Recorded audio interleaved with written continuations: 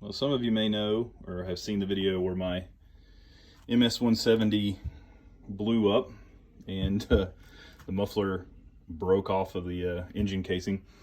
So I went on Facebook Marketplace, tried to find another MS170 used close by, couldn't find any, and I really need a backup saw. It could be as simple as I'm busy carving and I don't want to have to refuel, so I can grab another saw with a 12-inch dime tip, or if my 361P decides it doesn't want to run right, which is the Echo that I just got, then I have a backup saw. So I went to the local hardware store and picked up the Stihl MS172C. And the reason I went with the 172 over, say, the 161 or the 162 or the 181 or 182 really comes down to the power to weight ratios. This seems to have, in my opinion, the best for the money. The 161 just doesn't have enough power. It actually has less power than the 170, and it weighs more than the 170. This one does weigh more than the 170, but it also has more power than the 170. So this seemed to be the best compromise. I believe this is supposed to be a replacement of the, I guess the 171 or like a 180. It's comparable to a 180, the old 180. I will say that it was really easy to put the quarter pitch sprocket for my 170 onto this one. I used my steel carving bar on this setup. Some things about this 172 that I noticed right out of the gate. I'm not necessarily a big fan of the single capture nut. I do have this kind of on a Husqvarna, and it's not bad. It's just I feel like you get more stability from the bar with two nuts, but we'll see. This seems to be a decent enough design.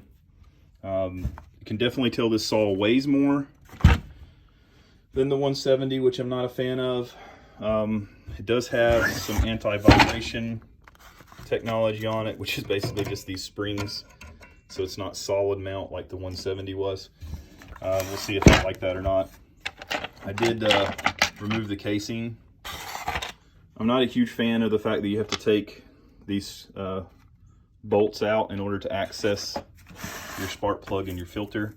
I kind of like you know, the single knob on the 170. This is kind of a crazy contraption for the air filter, but it does look like it might be a better design for keeping dust out of your carburetor, because this plastic piece does snap on tightly, and so I think this is going to keep dust out of the car better than the style on the MS170 where the filter just kind of sits in there. So I do like that. I like the ergonomics of the saw. It feels pretty good in my hands. It's heavier though, and weight is everything for me. If you know, you've heard me talk about saws, you know that I care more about lightweight than I do about power. See, not a fan of that. I would just rather the old school knob and you can take the cover off. I don't want to have to reach for tools every time I want to put this thing together. Can't really beat the price point though. I think it was like $230 before tax. So $30 more than the MS170 would have been. I really wish they hadn't stopped making that saw. Apparently it's because of emissions. But anyway, no point being upset about it for too long. I did think about going with another Echo model, like maybe like the 3510 or something like that.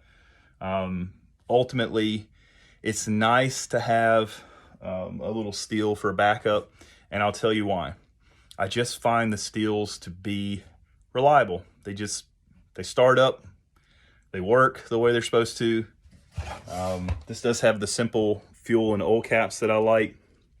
You just take them off with your scrunch. Yeah, so it's not a 170 in my opinion. These upgraded saws, these newer saws, are kind of going backwards a little bit, although I do like that the filter's a little bit more upgraded on this saw. We'll see how well that plastic holds up, those little tabs. But again, I got like a little over a year out of the last MS170 that I bought, and I had somewhere in the neighborhood of 900 hours. So if I can get anywhere near 900 hours on a $230 saw, it will be well worth the money. I'll let you know what I think about it. Ultimately, it's probably going to be very similar to the 170, just slightly heavier. And honestly, I won't be using this saw unless I'm in a hurry and my 361, my Echo 361 runs out of fuel and I just want to grab another saw and go. Or if the Echo decides to be finicky and not run. And that does happen from time to time. It's just been really picky with when it wants to start and not start. I had a mechanic mess around with the carb settings because I wasn't having any luck with it. And it ran for about a week really well. And then I went to start it today and it was being finicky again. I did buy some new plugs. So I'm going to replace the stock plug with an NGK. Hopefully that helps a little bit. My small engine guy did tell me to go with a hotter plug if I could. They did not have a hotter plug at my local parts house, but they did have an NGK plug, and I was reading some forums and reviews online, and everybody seems to say that these are much better plugs than the OEM that comes with the saw. So I'm hoping that plug will keep this saw from kind of loading up, which is what it seems to be doing, and kind of flooding out the saw a little bit. I don't know, we'll see. We'll change out that plug and we'll go from there. But it's gonna be nice to have a backup saw. I did contemplate having one of my little MS170s have a new carburetor put on it, but the more I thought about it, that saw is like 6 or 7 years old. It's probably just time to retire it. So that's what we're gonna do, and they'll become wall hangers.